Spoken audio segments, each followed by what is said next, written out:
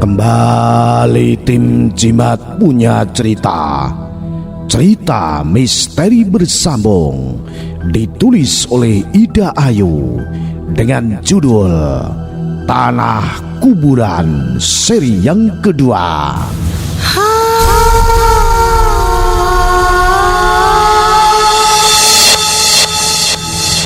Waktu itu adzan maghrib berkumandang. Aku mau menutup pintu sebelah kanan. Yang di sebelah rumah adalah rumah tetangga. Tiba-tiba melayang dari luar, terbang, melintas. Aku kaget. Cepat-cepat ku tutup pintu belakang. Aku tahu bayangan itu tadi, tapi pura-pura tidak tahu. Ya, sejenis pocong.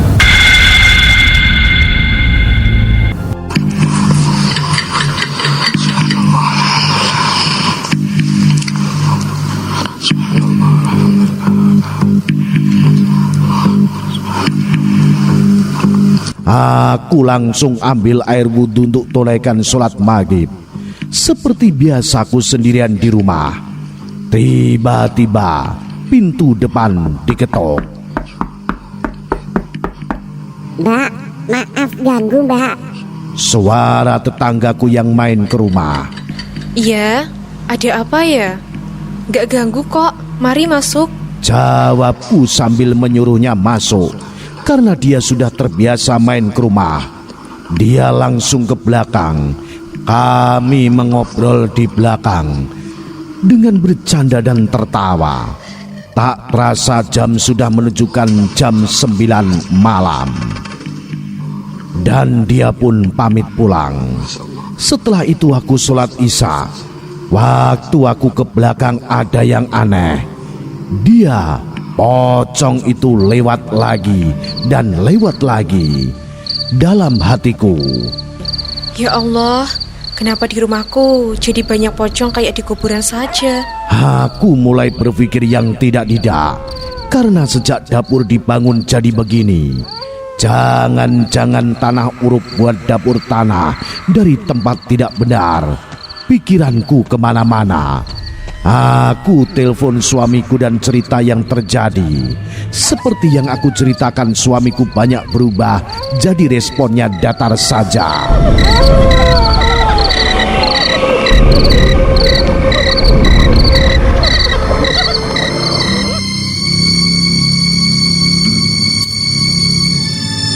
Hari itu hari Minggu. Aku nekat berangkat ke rumah ustadku dengan perjalanan 1 jam. Akhirnya aku sampai. Assalamualaikum Pak. Waalaikumsalam. Mari masuk. Ada apa kesini? Silaturahmi Pak. Alhamdulillah. Pak Ustadz sambil menatapku. Maaf Pak, saya mau cerita. Kenapa di rumahku sering terjadi keanehan, apalagi sejak aku bangun dapur belakang. Aku sering lihat pocong. Terus aku sering pingsan di situ. Kok begitu? Kamu bawa tanah dapur yang baru dibangun itu? Maaf Pak, belum bawa. Coba besok-besok kapan-kapan kesini. Kamu kesini, kamu bawa ya. Pak, kenapa ya? Kadang-kadang genteng saya seperti ada batu kerikil dilempar begitu. Itu anak-anak kecil main, Duk. Itu malam hari Pak. Dalam hatiku masih dipenuhi pertanyaan. Saya tahu Pak Ustadku tidak pernah mau memberitahu sesuatu yang akan membuat aku takut, yang berseudon pada orang lain. Tapi suatu saat akan aku tanyakan lagi. Pantang menyerah bagiku. Aku masih ingat pertama kali pindah rumah, Pak Ustadz bilang, "Dok, di rumahmu ada genderuwo ya?" Itu bukan genderuwo, Nduk. Genderuwo itu aku. Nah, jika kamu lihat genderuwo itu berarti dia siapa, Nduk?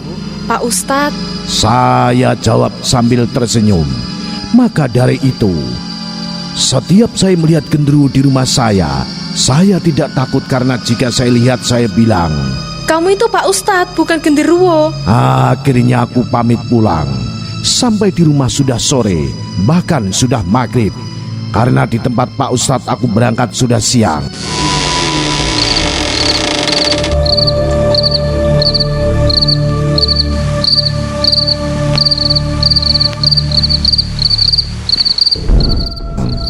Aku buka pintu, nyalakan lampu. Waktu aku menyalakan lampu belakang, kaget minta ampun. Di sebelah gudang ada yang berdiri. Dia lagi. Aku langsung istighfar sambil spontan bilang, Cong Pocong, kamu itu kalau muncul bilang dong. Itu ucapanku yang selalu spontan jika lihat barang-barang kayak begitu tiba-tiba muncul. Aku lari ambil garam lalu aku baca. Dan aku lempar ke pocong itu dan akhirnya pocong itu hilang. Allahu Akbar, Allahu Akbar. Alhamdulillah. Aku menarik nafas lega. Dia hilang. Akhirnya aku sholat isya. Aku benar-benar berpikir berat saat itu. Bagaimana tidak? Suamiku sudah 1 bulan tidak pulang. Telepon pun jika aku gak telepon dia tidak telepon. Aku berpikir bagaimana aku menghadapi semua ini. Malam pun sudah larut. Jam 12 malam aku belum bisa tidur. Akhirnya aku memutuskan untuk datang ke kos suamiku. Tapi sebelum aku ke sana aku harus sholat istiqoroh dulu agar Allah selalu memberi petunjuk di tiap langkahku. Aku mulai sholat istiqoroh sampai 1 minggu di dalam doaku. Ya Allah, saya ingin mendengarkan kejujuran suamiku. Apapun itu saya terima. Tak terasa air mata ini berlinang.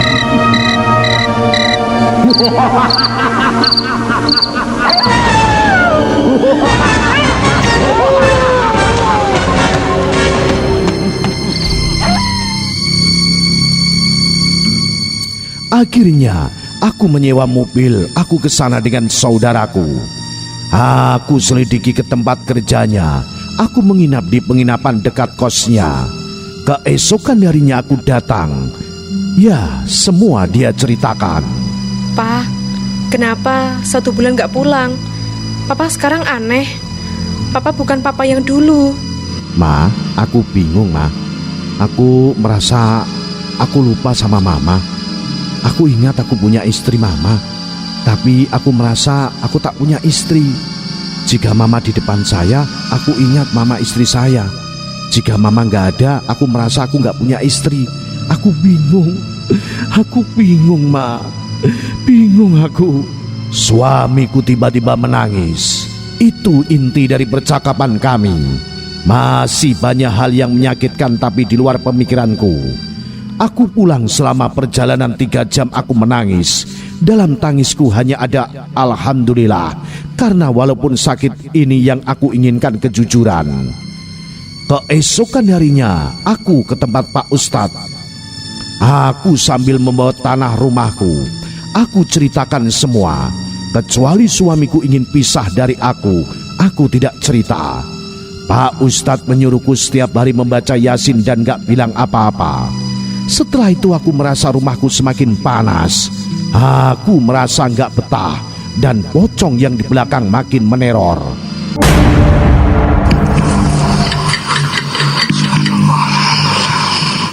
Malam itu ada suara yang membuat aku betul-betul penasaran. Di rumahku cuma aku saja, kenapa ada suara di atas, di lantai atas. Aku naik ke sana tapi tidak ada orang. Aku duduk menangis di atas. Tiba-tiba di sampingku ada sosok hitam besar. Langsung aku kaget. Itu kan genderuwo. Aku langsung pergi turun ke bawah.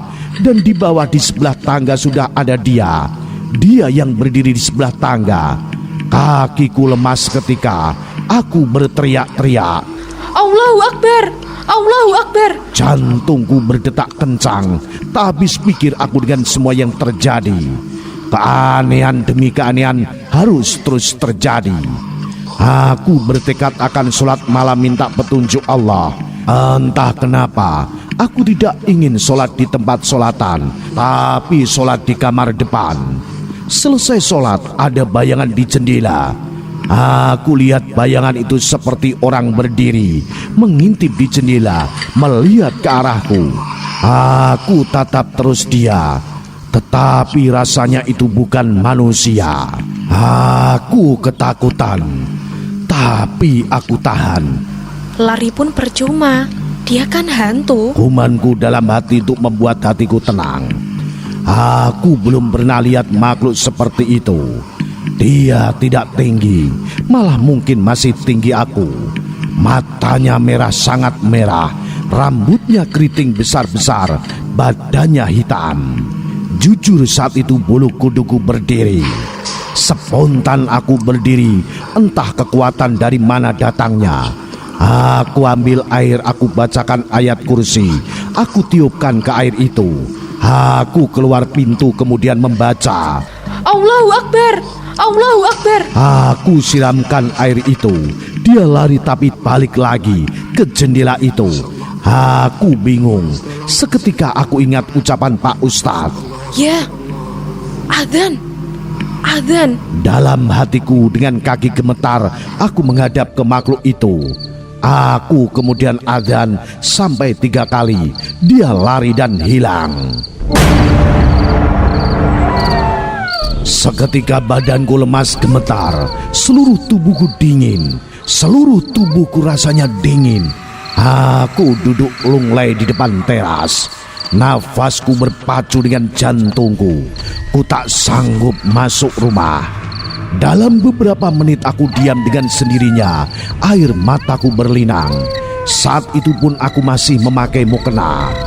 Ya Allah, aku pasrahkan jiwa ragaku padamu, hidup matiku padamu. Jika memang jalan kematianku lantaran seperti ini, aku ikhlas ya Allah. Air mataku menetes. Aku berpikir betapa berat ini semua. Aku juga berpikir dari mana datangnya keberanian tadi. Tak habis pikir. Setelah agak baikan aku ingat wajah makhluk tadi. Langsung aku lari ke rumah. Serem, serem, serem, serem. Aku bicara sendiri. Ya Allah, kenapa engkau kirim makhluk sejelek itu?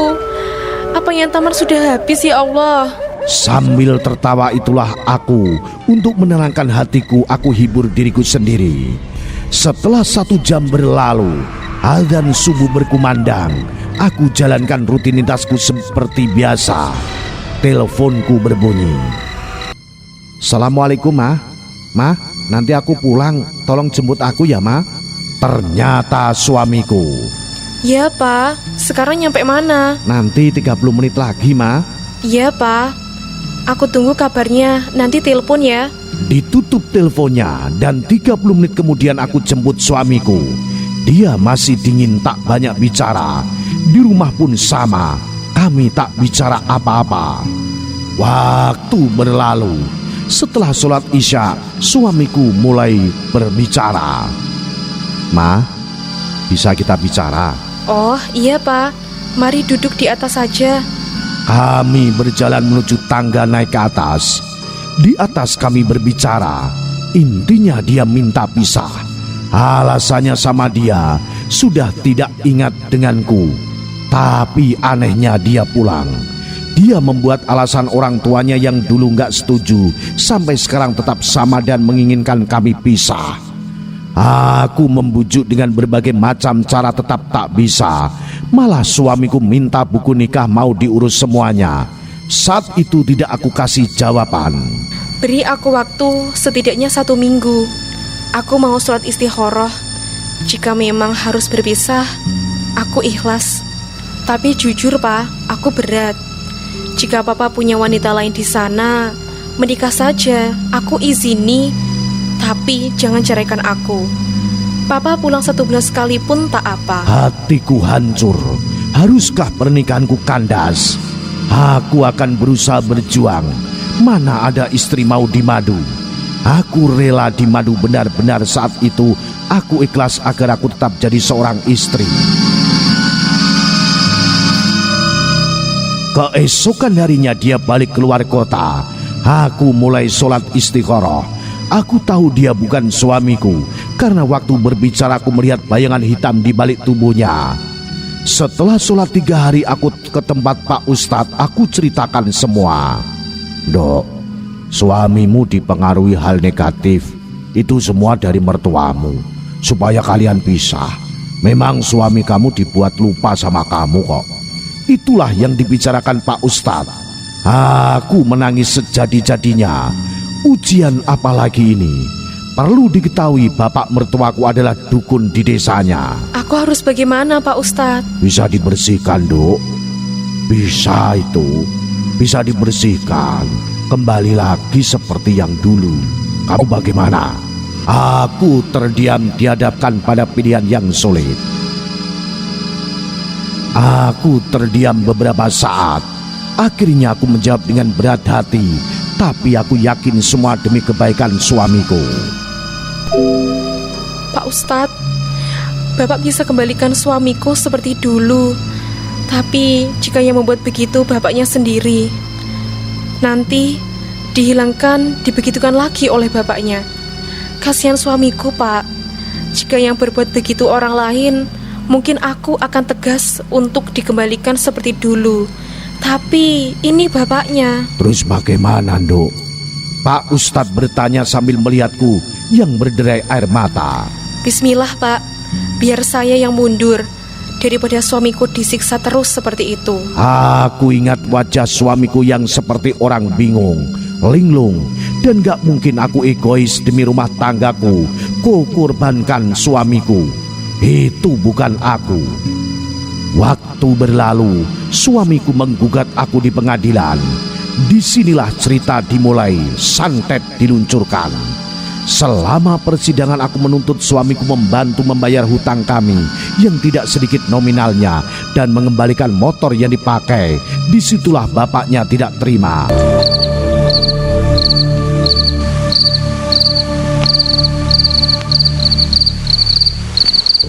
Malam demi malam selama persidangan, seperti ada perang di rumahku. Terkadang bunyi dor, seperti petasan meledak di atas rumah. Hujan kerikil tiap malam. Waktu itu aku selesai sholat isya. Aku mau tidur karena tiap malam begadang. Sholat malam. Untung waktu itu adikku main ke rumahku. Badanku tiba-tiba menggigil kedinginan, tapi luar tidak. Dingin dalam, rasanya seperti di es. Aku suruh adikku buatkan teh panas, dan aku suruh adikku ambilkan selimut ditutup selimut tebal sampai lapis 3 tetap menggigil. Aku berdoa, Ya Allah, aku harus bagaimana? Tiba-tiba aku minta diambilkan buku Yasin. Sambil menggigil kedinginan aku baca Yasin. Anehnya, setelah 3 kali membaca, hilang dingin di badanku. Keesokan harinya, aku merasa kepalaku sakit teramat sakit. Aku sampai tidak karuan memegang kepalaku yang sakitnya bukan main. Selama 30 menit aku kesakitan dan tiba-tiba hilang. Itu terjadi beberapa hari di jam yang sama di saat yang sama. Aku akhirnya tidak kuat begitu terus. Aku ke tempat Pak Ustadz. Pak Ustadz hanya bilang jangan tinggalkan sholat wajib dan sholat malam. Setiap jam 12 malam membaca Yasin 7 kali. Setiap hari aku membaca Yasin. Berbagai macam kejadian aneh pun bermunculan. Waktu itu badanku panas dingin. Tapi setiap maghrib sampai malam, di hari kelima, pas 5 hari aku merasa begitu. Dan terus aku telepon adikku Pak Ustadz, dia juga bisa bantu. Karena jika telepon Pak Ustadz aku tidak enak karena segan. Aku cerita ke adik Pak Ustadz. Dia bilang supaya aku sholat malam dan jam 2 pagi akan dibantu. Pas sholat malam ada yang jatuh di depan rumah. Suaranya keras. Aku sudah dipesan sama adiknya Pak Ustadz, dengar apapun terus sholat. Aku fokus sholat di rakaat terakhir. Di saat aku mau zikir, tiba-tiba dari arah depan melayang-layang. Dia bukan pocong, bukan makhluk yang menakutkan, bukan kuntilanak. Dia semakin mendekat. Aku ambil sajadah yang aku duduki. Aku putar-putar terus agar dia tidak mendekat. Dia terus berputar mengelilingi aku seolah menginginkan nyawaku. Sajadah terus aku putar-putar sambil berteriak Allahu Akbar, Allahu Akbar. Nah, bagaimanakah kisah selanjutnya? Ikuti terus cerita misteri bersambung Tanah Kuburan. Salam Jimatres, salam satu misteri. Au.